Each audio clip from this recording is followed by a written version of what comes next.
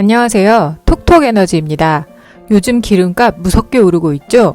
오늘 아침 기름값을 살펴보면 휘발유 가격은 리터당 1727.87원, 경유는 리터당 1525.54원으로 작년 5월 3주 최저가와 비교하면 휘발유는 리터당 479원, 경유는 리터당 466원이나 올랐습니다.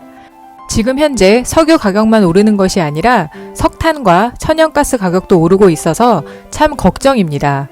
국제 유가는 7년 만에 배럴당 80달러, 국제 휘발유와 국제 경유 가격은 배럴당 95달러에 달했을 뿐 아니라 중국의 주요 발전원인 석탄 가격은 사상 최고치로 치솟았고 유럽의 주요 발전원인 천연가스 가격도 올해 5배 넘게 오르면서 소비자 물가지수까지 급격하게 상승하고 있습니다.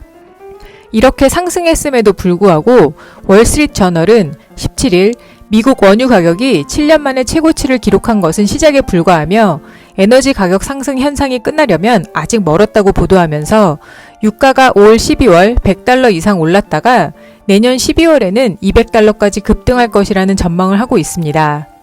세계 경제 성장이 둔화되고 유가와 천연가스 등 원자재 가격이 상승하면서 가계의 지출을 위축시킬 것이라는 우려에도 불구하고 석유 공급망에 차질이 생기고 지역별로 부족한 현상 등이 에너지 원가를 계속 상승시킬 것이라는 것입니다.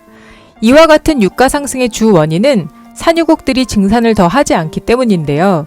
산유국들은 코로나19 확산 당시 세계 에너지 수요가 급감하자 지난해 2분기 원유 생산량을 대폭 줄였었죠. 올 들어 세계 경제가 코로나19에서 벗어나면서 국제 수요는 급증하고 있고 이러한 경기 회복을 반영해 산유국들은 8월부터는 생산량을 매일 40만 배럴씩 늘려오고 있는데요. 에너지 수요가 살아나자 시장에서는 산유국들이 생산량을 좀 더 가파르게 확대할 것을 기대했지만 오펙 플러스는 이달 초 기존 원유 생산량을 12월에도 유지하기로 결정했고 이처럼 산유국들이 추가로 증산에 나서지 않기로 하면서 에너지 가격이 동반하여 상승하고 있습니다. 이렇게 기름값이 오르자 정부에서는 유류세 인하 카드를 만지작거리고 있는데요. 지난주 국감에서 산업부 관계자는 유류세 인하를 기재부와 검토하겠다라고 밝혔지만 어제 기재부에서는 유류세 인하는 없다고 선을 그었습니다. 영세 소상공인들과 서민들의 물가 부담을 고려하면 유류세를 인하해야 하지만 유류세 인하가 온실가스를 감축하는 친환경 탄소 중립 정책에 배치되기 때문입니다. 2018년 10월 유류세를 한시적으로 15% 인하했을 때 휘발유 가격은 리터당 1674.9원으로 지금보다 저렴했고 지금의 추세로는 유가가 더 오를 수 있어 서민들에 대한 유가와 물가 상승 대책이 필요하긴 합니다. 하지만 어제 10월 18일 대통령 직속 탄소중립위원회는 NDC 40% 상향안에 대해 심의 의결하였는데 이처럼 탄소를 감축하겠다는 의사를 표명하겠다고 하면서 유류세 인하를 통해 탄소 중립 정책에 대치되는 정책을 추진하기 어려운 것으로 보이는 것이죠. 여기서 우리가 유의해서 볼 점은 이러한 에너지 가격 인상이 경기 순환으로 인한 수요 공급의 불일치인지 아니면 탄소 중립 에너지 전환으로 촉발된 에너지 수급 체계의 구조적인 변화 때문인지입니다. 에너지 가격은 일정한 주기로 등락을 거듭합니다. 에너지는 상대적으로 재고 비용이 높기 때문에 공급 초과가 일어나면 바로 가격이 하락하고 이러한 가격 하락은 생산 설비 투자 감소로 이어집니다. 생산 설비에 대한 투자가 감소하면 경기가 회복할 때쯤 공급 능력이 감소하면서 공급이 부족하게 되어 다시 가격이 인상되는 거죠. 이번에 발생한 에너지 가격 인상은 작년부터 이어진 코로나19로부터 경제가 회복하는 과정에서 발생하는 경기 순환적 인상이라면 아마 단기적으로 안정될 것으로 예상되지만 만일 이것이 탄소 중립으로 인한 에너지 전환 과정에서 에너지 수급 체계가 구조적으로 변하면서 가격이 인상되는 그린플레이션 현상이라면 장기적으로 지속될 가능성이 있습니다.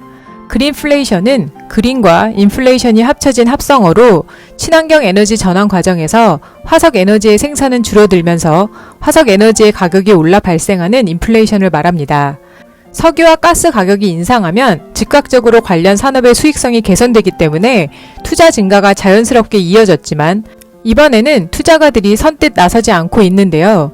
코로나19가 확산되던 작년에 경험한 가격 폭락의 트라우마에서 벗어나지 못하고 있는 것이 하나의 이유로 보이지만 그보다 더 근본적인 것은 친환경 에너지에 대한 투자는 확대 기조이지만 화석 연료에 대한 투자가 사실상 중단된 것으로 인식되면서 투자가들과 회사들도 공급을 선뜻 늘리기 어려운 것입니다. 즉 2050년 이후 사용이 중단될지도 모를 화석 에너지 확보를 위해 투자 회수 기간이 30년 이상 되는 자원개발 사업에 나설 투자자는 많지 않으며 특히 석탄 사업 신규 투자를 원천적으로 금지하고 있는 ESG 투자 열풍은 석탄 공급 능력을 빠르게 퇴화시켜 석탄 수급 불균형이 길어질 가능성도 커지고 있습니다. 즉 수요는 여전한데 공급 능력이 확충되지 않는 탄소 중립발 그린플레이션이 발생하게 되는 것입니다. 이와 같은 상황에서 다시 화석 연료에 대한 투자를 늘려야 할 것일까요? 현재의 상황에 대해 IEA는 2010년대부터 화석 연료 가격이 급감한 가운데 규제 불확실성에 묶여 화석 연료 투자도 대폭 줄어들어 공급이 축소됐지만 화석 연료의 공급이 줄어든 만큼 그 격차를 채울 규모의 클린 에너지 투자가 충분히 이루어지지 않았다고 밝혔고, 이에 대해 카드리 심슨 유럽연합 에너지 담당 대표위원은 오히려 저렴한 신재생 에너지 공급을 확대해서 에너지 가격 문제를 해결해야 한다. 즉, 그린 에너지 전환을 늦춰서는 안 될 것이라고 지적하고 있습니다. 화석연료를 사용하는 발전소를 유지해야 한다는 의견과 화석연료를 없애고 청정에너지를 더 확대해야 된다는 의견 중 어떤 것을 선택하든 지금 당장 국가 경제와 서민 경제에 급격하게 영향을 미치는 부분에 대해 세심하고 계획성 있는 정책이 요구되는 현실입니다. 당분간 에너지 가격이 상승할 것으로 예측되는 현 시점에서 우리 소비자들도 올 겨울 혹한과 에너지 가격의 동향을 잘 살펴보면서 자동차 운행뿐 아니라 난방, 전기 사용까지 에너지 사용에 유의해야 할 것입니다. 이상 톡톡에너지였습니다.